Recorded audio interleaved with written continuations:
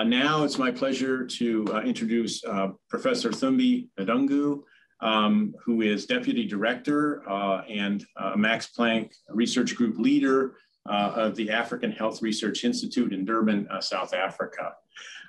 There is probably nobody better to talk about this aspect of the search for a cure than Thumbi. He's in a very unique position doing basic science research in a region of the world that has been really especially hard hit by the pandemic. And I think he's going to talk about that. He's also a professor of infectious disease at the University College London and professor and South African Research Chair in systems biology at the University of KwaZulu-Natal. And so it's a great pleasure to introduce Thumbi. Thank you very much for joining us today.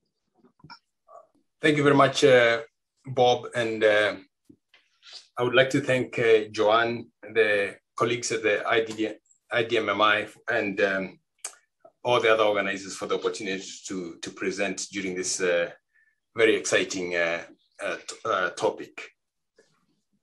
So I'm gonna talk about HIV cure, and this will be the outline of my talk. I want to first discuss the need for an HIV cure in very brief terms because Sharon has so eloquently covered that.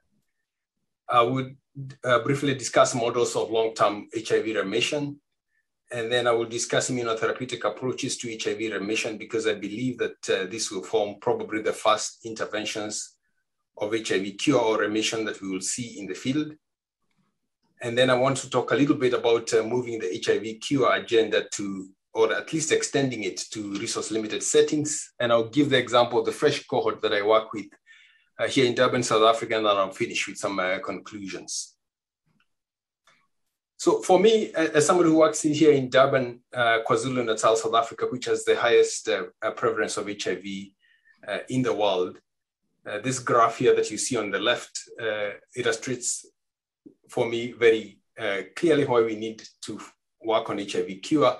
If you look at this work that was led by Emily Wong in our group, you can see that the prevalence of HIV in people who are in the ages of 25 to 44 years old reaches about 36% in males and almost 60% in females. You know, suggesting that even if we were able to stop the transmission of new HIV infections immediately, we still have a huge population that have to live with HIV for the rest of their lives and have to take antiretroviral therapy, which is a huge public health challenge. And of course, we also know from many studies now that people who are living with HIV are at higher risk of many comorbidities, including cardiovascular diseases, metabolic disorders, neurocognitive abnormalities, malignancies, and so on.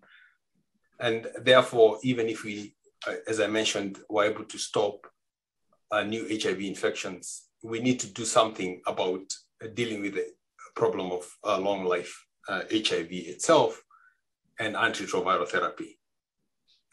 So why do we think that an HIV cure is possible? Again, Sharon went into some detail about this, so I'm just going to touch on it. But the first evidence of this is the fact that we have what we call HIV controllers. These are individuals who are able to live with HIV for a long time. In fact, for more than 30 years, they have undetectable viral load. They are healthy, they have normal CD4 counts, and they do not transmit, or at least their viral load is below what is considered to be the threshold of transmission to sexual partners. So these individuals are able to live pretty much normal lives. However, in approximately 60% of cases of these individuals whom we call elite controllers, HIV control is associated with what we call protective HIV alleles. In other words, there is a genetic mechanism in these individuals that is associated with control. And because of this association with HLA class 1 alleles, these individuals will also display very robust CD8 T-cell immune responses, which is an arm of the immune response that is associated with control of HIV infection. And more recently, it has been shown that these individuals also seem to have their HIV provirus integrated in certain gene sites where that are transcriptionally silent and where the genes have heterochromatin features, which suggests that transcription of HIV from these genes is rare, or at least not possible. But again, this is in 60% of cases, and there may be other mechanisms of HIV control that are involved in these individuals. The other one that I think excites me and shows that an HIV remission is possible is this phenomenon of post-treatment control that, again, Sharon mentioned it. And this is the observation that at least in some people, particularly those who start antiretroviral therapy very early after they get infected, in about 10% of these individuals, if they interrupt treatment, 10% of these individuals are able to control HIV without having to resume taking antiretroviral therapy. Again, these individuals are unique from elite controllers. They're different from elite controllers, and the mechanisms of control appear to be different from those ones of elite controllers. These individuals have a low reservoir size as a result of the antiretroviral therapy. They have low T-cell activation. And as I mentioned, many scientists believe that the mechanisms of control in these post-treatment controllers is quite different from that one of elite controllers. But what these post-treatment controllers have shown us is that in some cases, it is possible to put people on antiretroviral therapy and then interrupt therapy and achieve control of HIV without antiretroviral therapy, which is one of the things that we are trying to achieve, of course, with an HIV cure. So I want to now switch on to some of the most promising HIV cure strategies. And as Sharon mentioned, there are very many HIV cure strategies that are being explored. And these ones include the so-called block and lock, where you basically target these cells that are latently infected with HIV and ensure that there is no more transcription of HIV genes from these cells. There are other mechanisms such as kick and kill, where you activate the cells that are latently infected with HIV and then cause those cells to start producing HIV, and then you destroy and kill those cells. And of course, gene editing is perhaps the most exciting area of HIV cure research, where you need to go into the cells that are latently infected with HIV and then induce, cut out the HIV from those cells through various gene therapy approaches. And perhaps that is what will eventually lead us to HIV cure.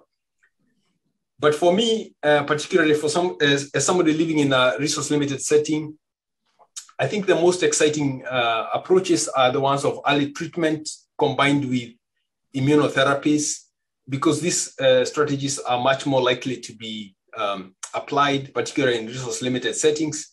And also, there is quite a lot of evidence now that this is actually achievable, as I'll be explaining in a few minutes' time. So I think that combination approaches will likely form the first line of HIV cure strategies. But in order for these combination strategies to work, they will probably only work in the case of low reservoir burden. And that can be facilitated by early treatment.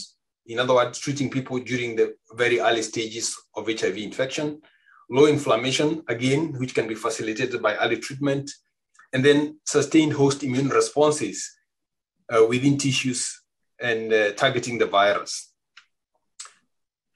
Now, there is a lot of evidence, particularly monkey studies, that has shown that actually immunotherapies can work for HIV remission.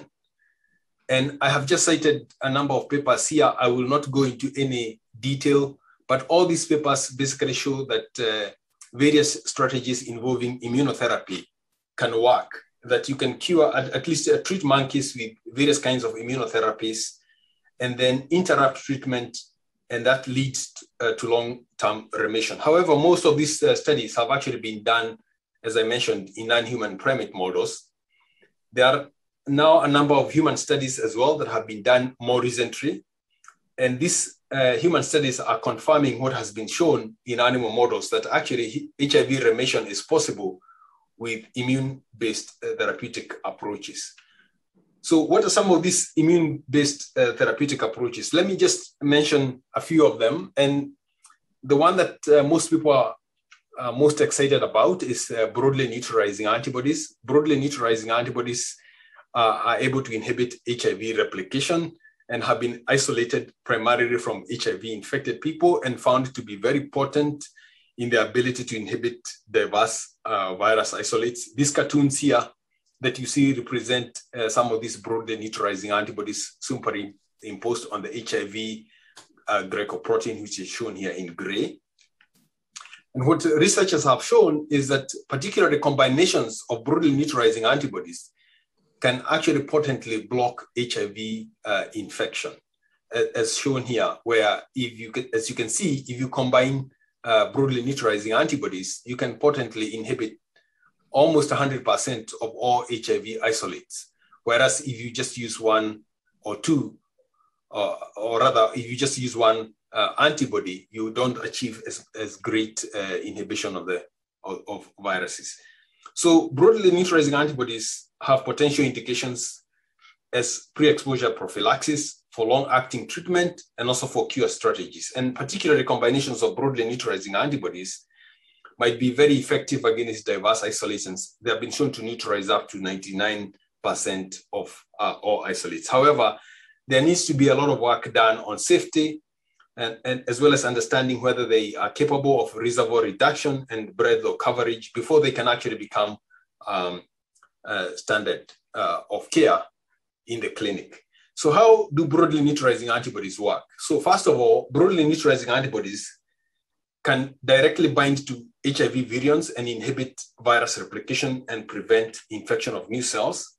But perhaps even more exciting is the ability of broadly neutralizing antibodies to form immunocomplexes with virus particles and then be picked up by various immune cells, including dendritic cells, as well as other antigen-presenting cells, and be presented to cytotoxic T cells, and therefore inducing new immune responses.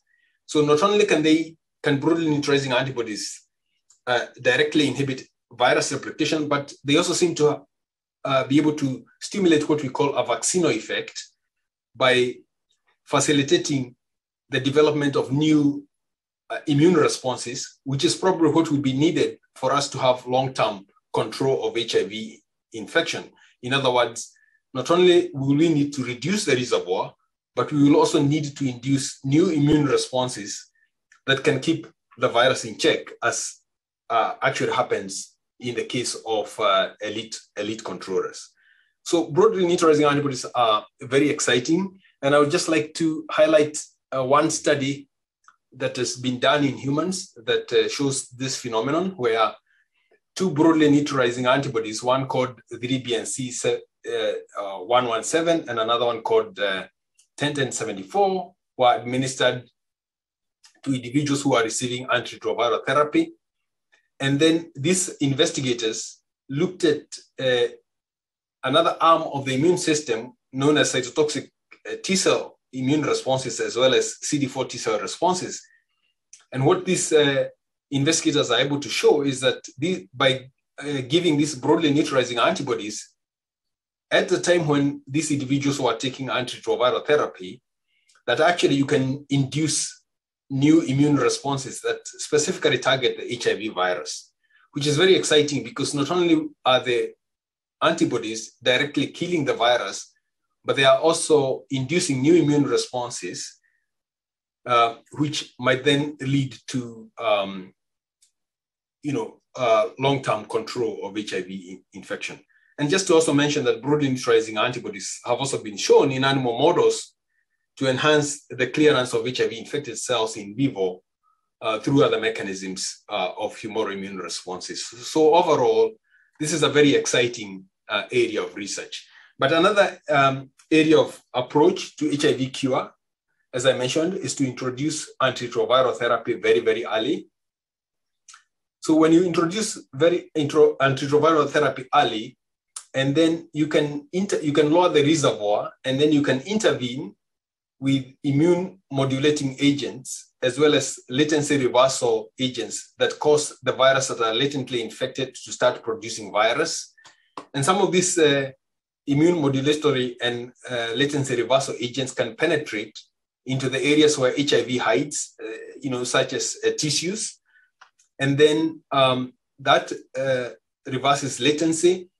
And then you can intervene with immunomodulatory agents, as I mentioned, such as broadly neutralizing antibodies, vaccines, cytokines that modulate the immune response. And of course, HIV antigens themselves will be produced from some of these latently infected cells when they are activated, leading to an enhancement of immune responses that can lead to control of HIV infection and therefore remission.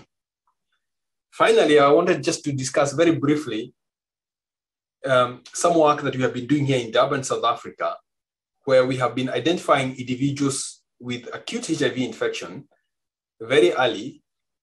And these individuals that we have been identifying with acute HIV infection are all women in a resource-limited setting, of course, in Durban, South Africa. So we identify individuals even before they reach peak viremia. And because of time, I'm not going to go into details about how we do this, except to say that we have been able to identify individuals with acute HIV infection and put them on antiretroviral therapy immediately.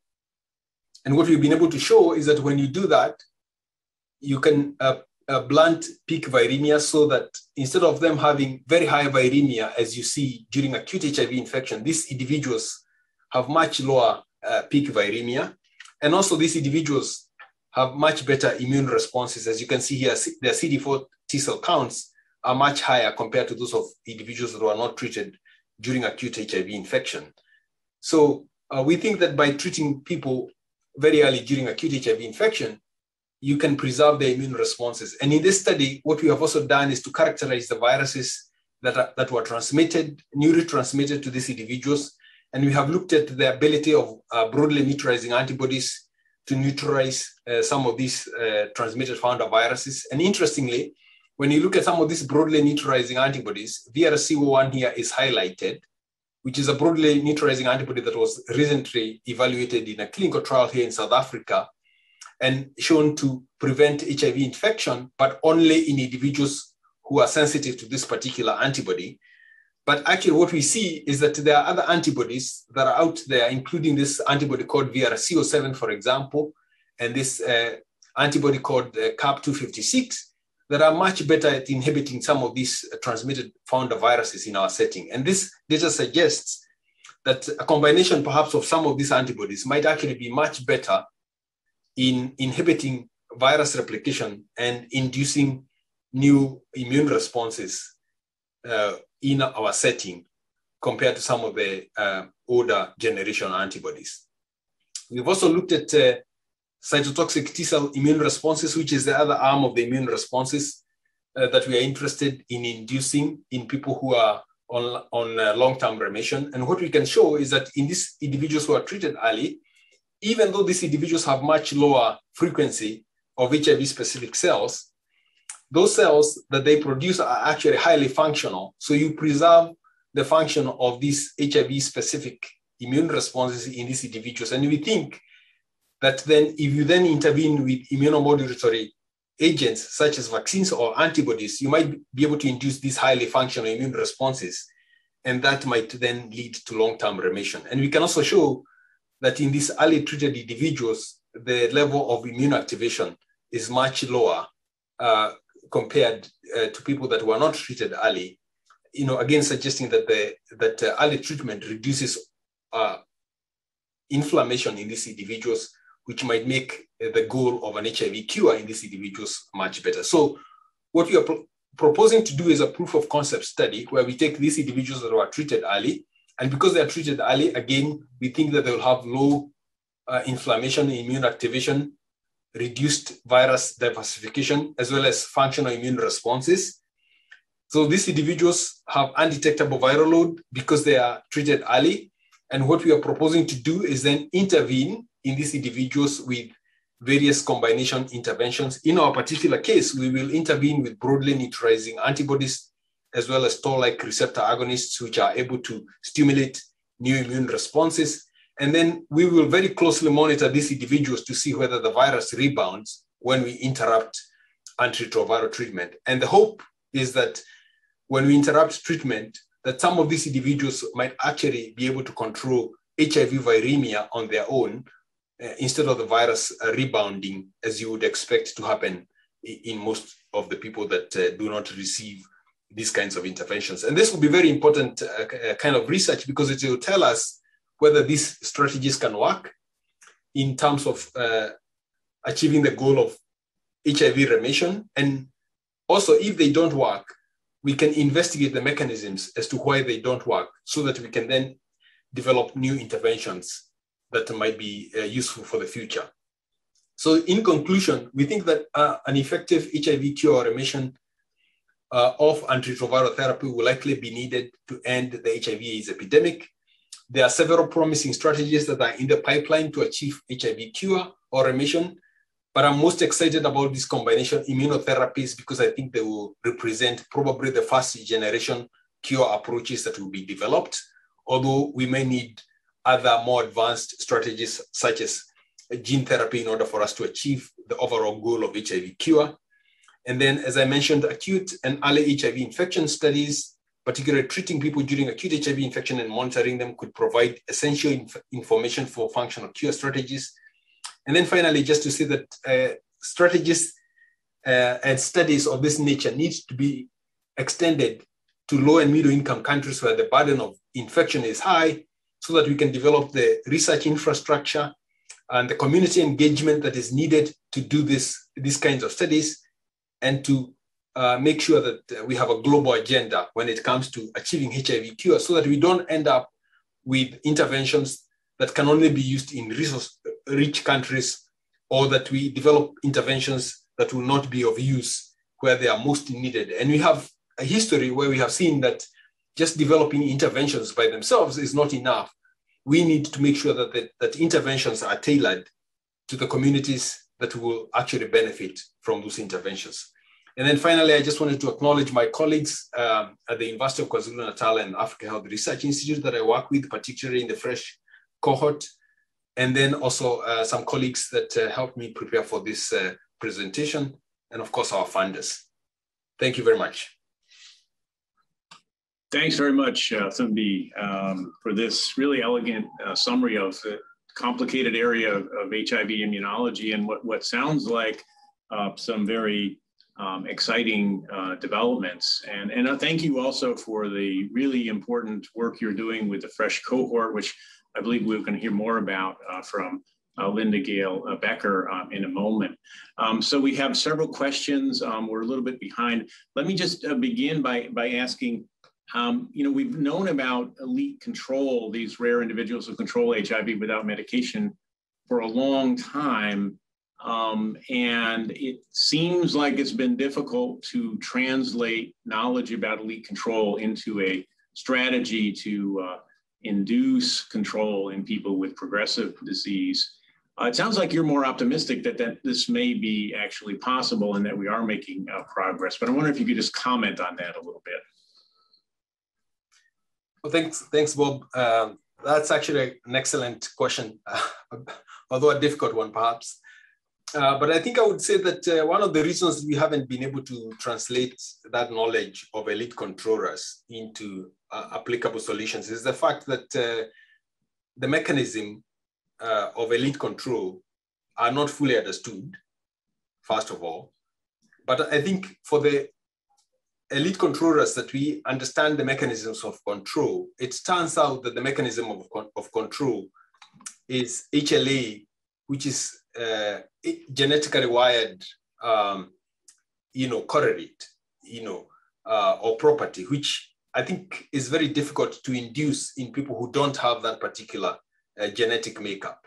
So although we have learned a lot about the mechanisms and that they're CD8 mediated, I think replicating that in the people who don't have that particular HLA has been difficult. But that's also not to say that efforts are not being made. And in fact, we have seen now more recently that with advances in gene therapy, that it might be possible to actually harness some of those aspects of immune control into interventions that could be used to achieve long-term control.